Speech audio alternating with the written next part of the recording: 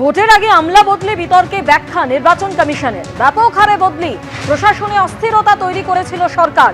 তুলনায় কম সংখ্যক বদলি করে পরিস্থিতি নিয়ন্ত্রণে এনেছে কমিশন। বদলি নিয়ে রাজ্যের অভিযোগ উড়িয়ে পাল্টা ব্যাখ্যা নির্বাচন কমিশনের। সরাসরি আমাদের প্রতিনিধি রুমা পাল আমাদের সঙ্গে রয়েছেন। রুমা, এই বদলি নিয়ে আমরা দেখেছি রাজ্য সরকারের তরফে যে অভিযোগ করা হয়েছে, পাল্টা নির্বাচন কমিশনের তরফে যে ব্যাখ্যা দেওয়া হচ্ছে, কি বলা হয়েছে তা? দেখো, এই বদলি নিয়ে কিন্তু নির্বাচন কমিশন যে ব্যাখ্যা দিচ্ছে তাতে বলা হচ্ছে যে সেটা কিন্তু তারা তুলনামূলকভাবে কম বদলি করেছেন এবং রাজ্য সরকার কিন্তু অত্যন্ত বেশি সংখ্যায় বদলি করেছিল, সেই হিসেবেও কিন্তু নির্বাচন কমিশন দিচ্ছে। বলা হয়েছে যে 27শে অক্টোবর থেকে 2025 থেকে এসআইআর শুরুর ঠিক আগে থেকে 15ই মার্চ 2026 নির্বাচন ঘোষণার আগে পর্যন্ত পশ্চিমবঙ্গ সরকার মোট 1370 জন আধিকারিককে বদলি করেছে এবং বদলির যে বিস্তারিত চিত্র সেটা ছিল আইএস অফিসার 97 জন, আইপিএস অফিসার 146 জন, ওয়েস্ট বেঙ্গল সিভিল সার্ভিসে যারা রয়েছেন 47 জন।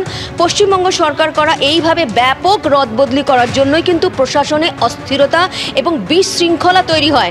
নির্বাচন কমিশন কি করেছে সেটা বিষয়টা নজরে এসেছে এবং ন্যূনতম সংখ্যক বদলি করে পরিস্থিতি নিয়ন্ত্রণে নিয়ে এসেছে নির্বাচন কমিশন। অর্থাৎ এই যে বলা হচ্ছে, বারবার যে অভিযোগ তোলা হচ্ছে একদম তৃণমূল সুপ্রিমো এবং তৃণমূল কংগ্রেসের তরফ থেকে, যে এই যে প্রশাসনের রদ বদল করা হয়েছে, এত সংখ্যায় আধিকারিকদের কিন্তু বদল করা হয়েছে, সেক্ষেত্রে কিন্তু নির্বাচন কমিশন স্পষ্ট তারা বলছেন যে যা করেছিল সরকার করেছিল, রাজ্য সরকার করেছিল, অত্যন্ত বেশি সংখ্যায় করেছিল, সেটা কিন্তু অনেকটা ন্যূনতম সংখ্যায় কিন্তু বদল করে সেটা কিন্তু সেই যে বিশৃঙ্খলা তৈরি হয়েছিল সেটা কিন্তু অস্থিরতা তৈরি হয়েছিল, তাতে কিন্তু স্থিরতা এনেছে নির্বাচন কমিশন।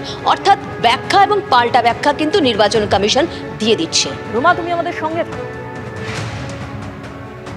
অর্থাৎ নির্বাচন কমিশনের যখন এই ব্যাখ্যা, তখন আপনাদের জানিয়ে রাখি মমতা বন্দ্যোপাধ্যায় আজকে আক্রমণ শানিয়ে বলেছেন 5 রাজ্যে ভোট হচ্ছে কিন্তু এখানে ব্যাপক হারে বদল করা হচ্ছে।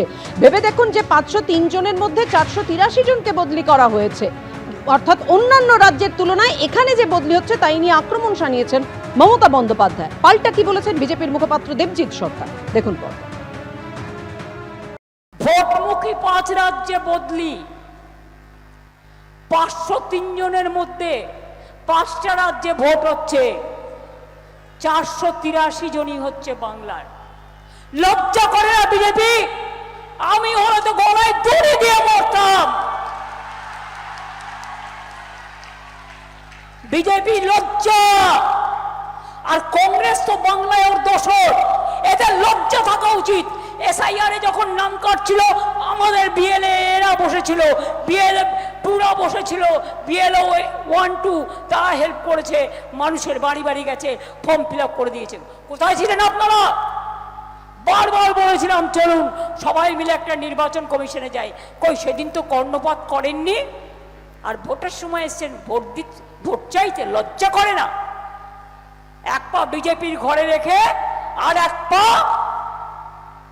এসআইআরে ভোট কেটে ভোটে দাঁড়াচ্ছেন।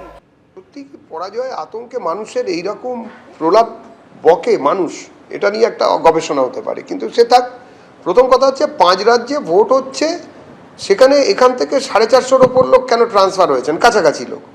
তার কারণটাই হচ্ছে এটা যে 5 রাজ্যের যে ভোট হচ্ছে সেখানে কোথাও এসডিও অফিস পুড়েছে নাকি, দাউ দাউ দাউ করে আগুন দিয়ে দিয়েছে নাকি বিধায়ক গিয়ে, কোথাও এরকম এনএইচ কোনো ন্যাশনাল হাইওয়ের ওপরে প্ররোচনামূলক বক্তৃতা দিয়ে জজ সাহেবদের আটকে রাখা হয়েছে, এইসব জিনিসপত্র হয়েছে। তার কারণটাই হচ্ছে যে এখানে অনুপ্রেরণাদাত্রী মমতা বন্দ্যোপাধ্যায় এবং তার তৃণমূল কংগ্রেস, তারা এইসব গোলমালগুলো করেছেন, যার জন্য এইসব ঘটনা ঘটছে এবং এর কুফল পোহাতে হচ্ছে।